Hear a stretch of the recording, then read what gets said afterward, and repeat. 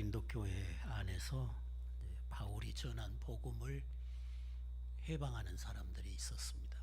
그리고 바울이 무슨 사도냐, 언제 예수님의 제자였냐 하면서 바울의 사도권을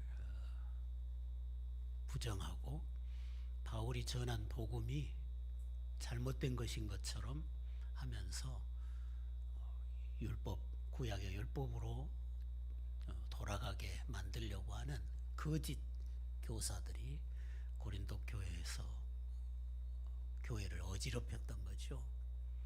그래서 바울이 이 두 번째 편지를 쓰면서 나의 어리석음을 좀 용납해라. 뭐가 어리석냐 하면 부득불 내가 나를 좀 자랑을 해야 되겠다. 주님 앞에서 나를 자랑한다는 게 어리석은 일이지만 어쩔 수 없이 자랑하니까 나를 용납해라 하면서 내가 다른 사도들보다 부족한 게 뭐냐, 내가 다른 사도들보다 더 많은 열심으로 복음을 전했고 이 복음을 전하는 일에 있어서 나만큼 고난을 많이 겪은 사람이 있냐, 그런 내용으로 쭉 말씀을 하는 거죠. 그러면서 나는 하나님의 열심으로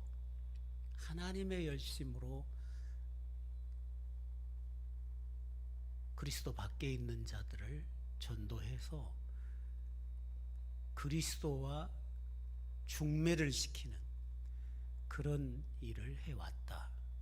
그 이야기예요. 바울이 전도하는 것은 죄인을 그리스도의 신부로 삼아서 그리스도께 중매하고자 합니다. 그런 말씀이 오늘 본문의 말씀입니다. 내가 하나님의 열심으로 너희를 위하여 열심을 낸다. 내가 너희를 정결한 처녀로 한 남편인 그리스도께 드리려고 중매를 한다.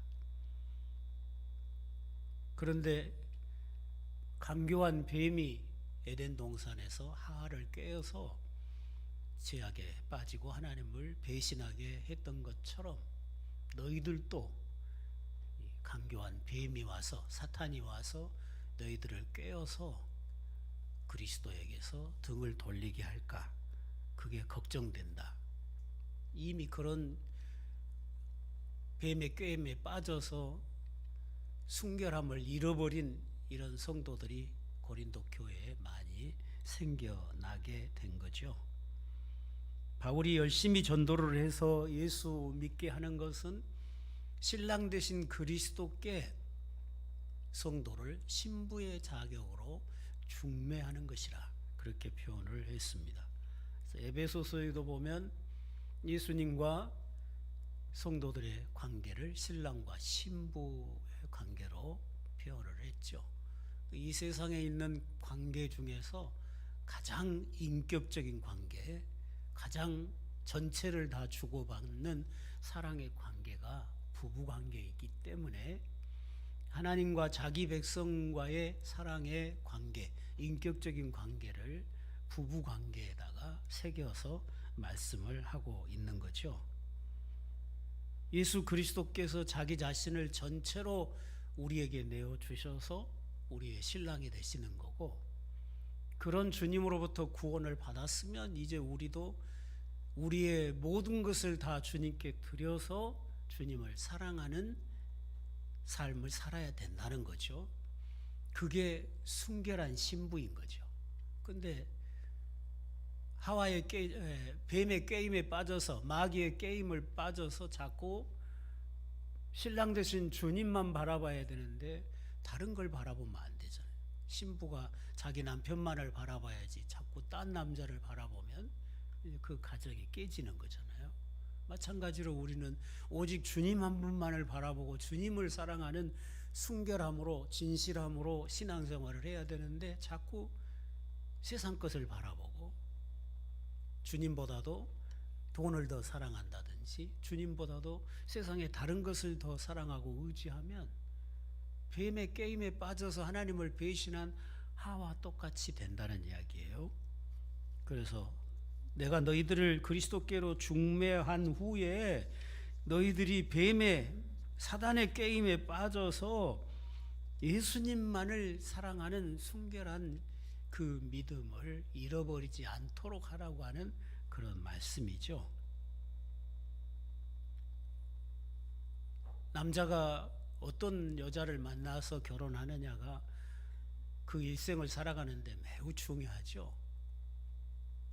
여자를 잘못 나면 평생 고통이 되는 거잖아요. 전에 목회했던 곳에 장로님이 늘 그런 이야기를 해요.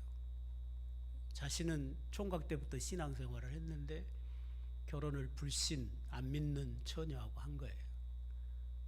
근데 그 처녀를 교회로 인도하는데 너무너무 힘들었던 거예요. 근데 인도한 다음에 그분이 신앙생활을 한 다음에도 믿음으로 살지를 않으니까 그것이 늘 고통이 되는 거예요. 그러면서 결혼한 날부터 수십 년 동안을 아프기만 하는 거예요, 아내가. 그러니까 엄청난 무거운 짐을 지고 신앙생활을 하는 거죠. 그러면서 제가 신방 가면 그런 이야기를 가끔 하시는 거예요. 내가 어쩌다가 불신 아가씨를, 믿지 않는 아가씨를 아내로 맞이해가지고 평생에 이런 짐을 지는지 모르겠다. 그런 후회를 하는 것을 보았는데, 그 후회하는 것도 바른 건 아니에요. 일단 결혼했으면 하나님이 짝지어 주신 것으로 알고 그 여인을 향해서 내가 어떻게 하는 것이 그리스도인으로서 최선을 다하는 것인지를 찾아서 가야지, 그렇게 못하면서 아내 탓만 하고 있으면 그것도 하나님 앞에 바른 게 아니에요. 일단 선택했으면 그 선택에 대해서 자신이 책임을 지고 믿음의 도리를 다해야 되는 거지, 신앙생활 자기가 여러 가지 장애물 때문에 잘하지 못하는 것을 아내 탓만 해도 그건 하나님 앞에 옳지를 못하는 거예요. 거꾸로 된 분도 전에 언제 한번 이야기한 적이 있는데, 신앙생활 열심히 잘하던 아가씨가 중마로 남자를 만났다고요. 다른 교회 남자를 만났는데 중마하는 사람이 뭐라고 소개를 했냐면 이 남자가 새벽마다 새벽 기도에 나와서 종을 친다고 그랬어요. 그러니까 그러면 다른 거 볼 필요도 없다고, 새벽마다 나와서 새벽종 친다는데 뭐 얼마나 신앙이 좋겠냐고. 그러고 형님이 장로님이라고, 장로님 동생이라고 그러니까 그냥 더 물어보도 안 하고 결혼을 했어. 시집 와서 보니까 무슨 새벽 기도가 어디가 있어요. 교회도 안 다니고 맨날 술만 먹고 있는 거예요. 날마다 술에 젖어서 사는 거예요. 그날부터, 결혼해서 온 날부터 이제 후회하는 거예요. 내가 왜 이런 남자를 하고 만났냐, 왜 이런 남자를 만나서 결혼을 했냐. 이제 남편 탓만 하고 남편을 가까이 하지도 않고 멀리 하고, 그러니 또 남편이 좋아하겠어요? 또 술 먹고 폭행하고. 제가 전도사 때인데 신방 가면 맨날 울고, 내가 어쩌다가 저 남자를 만나가지고 이렇게 불행하게 사는지 모르겠다고, 내가 저 남자만 안 만났더라면 이렇게 살지 않았을 텐데. 그래서 내가 뭐라 했어요. 집사님 같이 그렇게 그런 생각으로 그렇게 말하면 하나님이 기뻐하지 않습니다. 집사님이 속아서 그 남자를 만나서 결혼을 했지만 일단 결혼을 했으면 하나님의 뜻으로 받고, 내가 어떻게 저 남자를 그리스도의 사랑으로 끝까지 사랑하고 품어서 저 남자로 하여금 내 안에 계신 예수님을 만나게 해줄까, 저 남자가 나를 통해서 예수님을 볼 수 있도록 할까, 그렇게 기도하면서 남편을 품고 더 사랑하고, 술 먹고 와도 품고 더 사랑하고 해야지. 그래야 언젠가는 저 마음이 녹아져서 예수를 믿는 거지. 날마다 탓만 하고 바가지 긋고 가까이도 안 하고 그러면 남편의 마음이 점점 더 완악해질 거 아니냐. 그게 주님 뜻이겠냐. 그래가지고 답이 나오겠냐. 제가 전도사 때 그런 고명, 그런 책망을 한 적이 있어요. 결혼할 때 어떤 짝을 만나느냐가 매우 중요하다는 이야기예요. 남자보다는 여자 편에서는 더 그러죠. 어떤 신랑을 만나느냐가 그 인생을 좌우하기도 하잖아요. 가난한 집에서 비천하게 자랐던 아가씨라도 좋은 집안에 좋은 남자 만나면 그때부터 신분이 변화가 되잖아요. 신데렐라는 얼마나 계모에게 구박받고 가난하고 온갖 굳은 일 다 하고 그 고통 속에 살다가 왕자를 만나죠. 왕자를 만나가지고 결혼하니까 일시에 왕비가 되잖아요. 그러니까 여자분들은 어떤 남편을 만나느냐가 매우 중요한 것이죠. 근데 결혼을 할 때 신랑도 조건이 좋고 아내도 조건이 좋아서 조건이 좋은 사람들끼리 만나서 결혼하면 결혼해도 별로 달라질 게 없죠. 그러잖아요. 근데 신분의 차이가 엄청나게 많이 나면, 환경 차이가 엄청나게 많이 난 상황에서 결혼을 하면 그 변화가 엄청나게 일어나는 거죠. 근데 오늘 우리를 지금 생각해 보자고 하는 이야기예요. 이미 다 결혼했는데 그 결혼 문제 이야기 하려고 하는 게 아니라, 오늘 우리의 신랑이 예수님이잖아요. 근데 오늘 우리가 예수님에 대해서 신부감이나 되겠어요? 그분은 하나님이시고 창조자이시고 흠도 티도 없으신 분이고 하늘과 땅의 모든 권세를 가지시는, 모든 역사를 이끌어 가시는 역사의 주인이시고 왕 중의 왕이시고, 그분의 결재 없이는 이 세상에서 일어난 일이 하나도 없잖아요. 모든 만물의 생명의 주인이신 분, 그는 말씀 한마디로 모든 것을 다 이루실 수 있는 분, 이 우주가 다 그분의 소유잖아요. 그런 신랑에 비하면 나는 뭐예요? 아무것도 아니에요. 추하고 더럽고 죄뿐이고 가난하고 미련하고 어리석고 내놓을 것이 뭐가 있어요? 그런데 전도라고 하는, 복음이라고 하는 이 매개체를 통해서, 이 메시지를 통해서 우리가 주님을 만났잖아요. 그리고 그 주님을 신랑으로 모셨잖아요. 그랬을 때 우리에게 일어나는 변화는 상상도 못할 변화가 일어난 거잖아요. 죄인이었던 우리가 모든 죄를 다 씻음 받았잖아요. 세상에 비천했던 우리가 하나님의 아들의 영광에까지 존귀케 되었잖아요. 만왕의 왕이신 그리스도의 신부로까지 우리가 존귀함을 입었잖아요. 누구를 만나서요? 예수 그리스도를 만났기 때문에 이렇게 엄청난 신분의 변화가 일어난 거잖아요. 구약에 보면 요나단의 아들 무비보셋이 있죠. 사울이 워낙 악을 많이 행해서 하나님이 그 사울의 가문을 심판하시잖아요. 다 전쟁터에 나가서 다 죽고, 사울도 죽고 아들도 죽고, 요나단은 정말 착한 사람인데도, 착한 다윗의 친구였는데도 아버지의 죄 때문에 함께 전사에서 죽고 다 죽어본 거예요.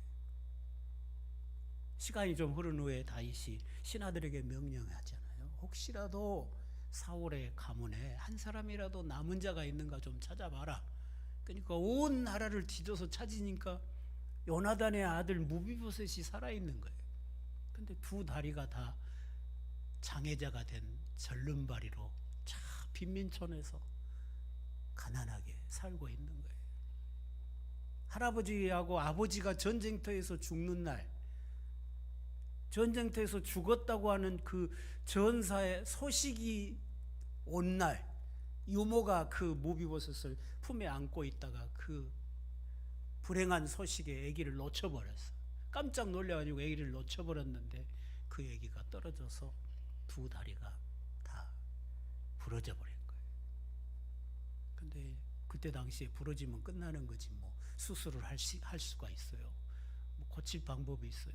그냥 그때부터 두 다리에 절림발이가 돼가지고 참 멀리 도망가서 가난하게 사는 거잖아요.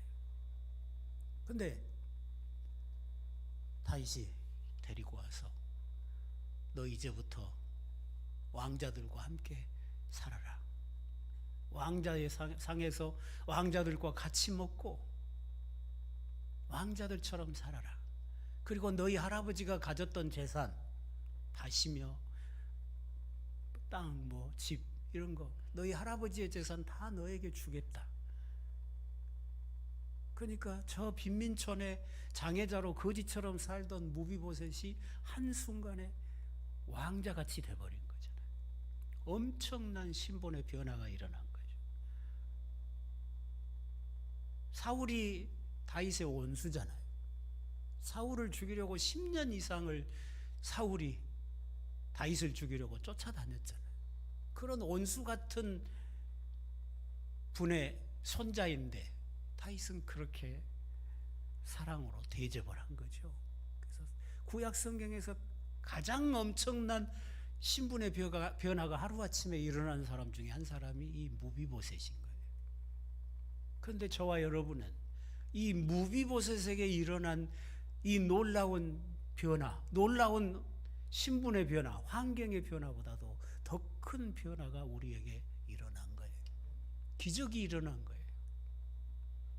죄인이고 원수였는데, 하나님의 심판의 대상이었는데, 진노의 자식이었는데, 예수님의 십자가 안에서 우리가 하나님의 아들로 바뀌었다고요. 영광스러운 그리스도의 신부로 바뀌었다고요. 그게 우리에게서 일어난 거예요. 그게 여러분에게 일어난 거예요. 믿습니까? 여러분이 예수 믿는 건 작은 일이 아니죠. 대단한 것이에요. 우리는 비천하고 연약하지만 적어도 우리의 신랑 되신 예수님은 모든 것에 모든 것이 되시는 거잖아요. 신랑이 그러하면 신부도 그러한 거죠. 신랑이 가진 모든 것은 내 것이 되는 거잖아요. 그렇죠? 요즘은 세상이 이상해져 가지고 신랑, 신부, 남편, 아내가 그냥 살림을 따로 하는 경우가 많은데, 남편의 모든 것이 아내 것이고 아내의 모든 것이 남편 것이잖아요. 남편의 신분이 나의 신분이 되는 거잖아요. 그게 부부 아니에요? 그러니까 그리스도가 가지고 있는 우리의 신랑 되신 분이 어떤 분이야? 그는 보이지 아니하는 하나님의 형상이요, 모든 만물의 머리이신 분이요, 만물 중에 으뜸이신 분이요. 이 골로새서에서는 우리의 머리 되신, 우리의 신랑 되신 그리스도가 얼마나 영화로우신 분인가를 증거하는 내용이 골로새서에 있거든요. 그 골로새서에 보면 우리의 주님이 얼마나 영광스러운 분인가를 말씀하고 있죠. 그분이 우리의 신랑이에요. 그분이 여러분의 신랑입니다. 믿으십니까? 옆에 분에게 인사합시다. 신랑 잘 만나셨네요. 우리는 신랑을 잘 만난 거예요. 그래서 우리 신분이 확 바뀐 거예요. 그 바울이 전도하는 일이 죄인을 그리스도께 중매하는 일이라는 거예요. 그러니까 이 일에 내가 하나님의 열심으로, 하나님의 열심이 어떤 열심이죠? 우리를 구원하시려고 자기 아들을 사람 되어 보내서 자기 아들을 십자가에 못 박은 열심이잖아요. 세상에 누가 그렇게 하겠냐고요. 다른 사람 살리려고 자기 아들을 죽이는 사람이 세상에 어디 있냐고요. 근데 하나님의 열심이 그렇게 했잖아요. 하나님이신 자기 아들을 사람으로 보내서 사람의 자리에 대신 세워서 사람의 죄를 다 아들에게 뒤집어 씌워서 아들을 죽임으로 우리를 죄에서 살려내는, 죄값인 형벌에서, 죄 죽음에서 건져내는 것이죠. 그게 하나님 열심이잖아요. 그런 하나님의 열심을 바울이 알기 때문에 나도 그 하나님의 열심으로 한 사람이라도 더 그리스도께 중매하려고 내가 열심을 다한다. 그 어떤 사도보다도 내가 더 복음 전하는 데 열심을 다한다. 근데 나보고 사도를 아니라고 그러냐? 그런 이야기예요. 뒷부분에 보면 바울이 21절에 보면 나는 우리가 약한 것 같이 욕되게 말하노라. 그러나 누가 무슨 일에 담대하면 어리석은 말이나마 나도 담대하리라. 그들이 히브리인이냐 나도 그러하며 그들이 이스라엘이냐 나도 그러하며 그들이 아브라함의 후손이냐 나도 그러하며 그들이 그리스도의 일꾼이냐 정신없는 말을 하거니와 나는 더욱 그러하도다. 내가 수고를 넘치도록 하고 옥에 갇히기도 더 많이 하고 매도 수없이 맞고 여러 번 죽을 뻔하였으니 유대인들에게 40에 하나 감한 매를 5번 맞았으며 3번 태장으로 맞고 1번 돌로 맞고 3번 파선하고 일주야를 깊은 바다에서 지내고 여러 번 여행해서 강의 위험, 강도의 위험, 동족의 위험, 이방인의 위험, 시내의 위험, 광야의 위험, 바다의 위험, 거지 형제 중에 위험을 당하고 수고하고 애쓰고 여러 번 자지 못하고 줄이며 목마르고 여러 번 굶고 춥고 헐벗었노라. 바울만큼 이렇게 열심히 있었던 사도가 없었잖아요. 그런데 나보고 사도가 아니라 가냐? 내가 전하는 복음이 잘못됐다고 그러냐? 지금 그 문맥으로 이야기하는 거예요. 내가 무엇을 위해서 이런 고난을 감당하면서 열심을 다했냐? 너희들을 그리스도께 중매하려고 내가 이렇게도 많은 고난을 당하면서 이렇게도 많은 위험을 겪으면서 열심을 낸 거 아니냐, 그런 이야기죠. 이런 사도 바울의 고백을 우리가 보면서 그럼 오늘 우리는 얼마만큼은 열심을 가지고 복음을 전하는가, 한 사람이라도 더 그리스도께 중마하기 위해서 우리는 얼마나 열심을 다하는가 한번 생각해 봐야 되겠죠. 오전에도 말씀을 드렸지만 바울은 이렇게도 많은 고난을 겪으면서 자기 몸에 상처투성이가 된 거죠.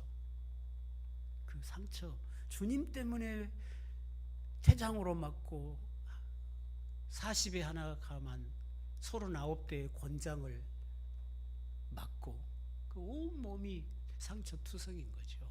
이런 상처투성이를 바울은 예수의 흔적이라고 그랬어요. 예수님의 흔적, 그리고 그리스도의 남은 고난을 내 육체에 채운다고 고백을 했잖아요. 이 고난의 주간에 우리가 다시 한번 우리는 얼마만큼 열심으로, 하나님은 나를 구원하시려고 그런 열심을 내셨잖아요.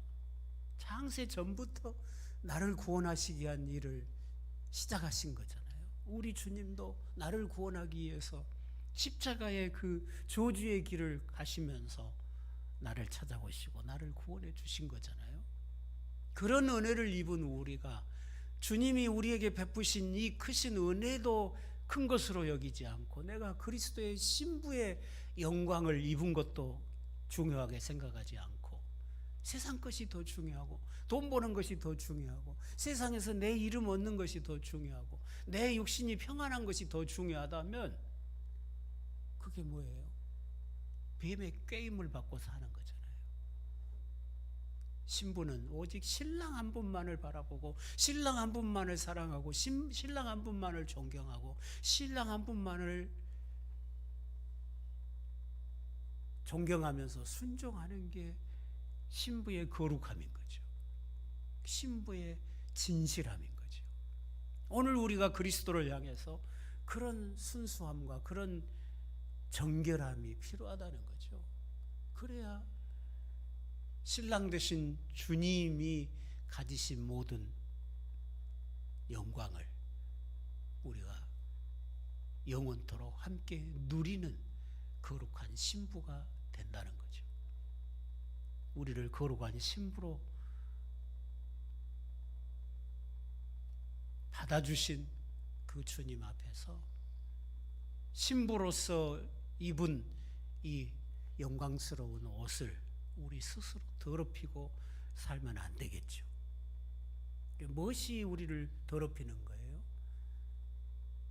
신랑보다 더 사랑하는 게 있으면 우리를 더럽히는 거라는 거죠.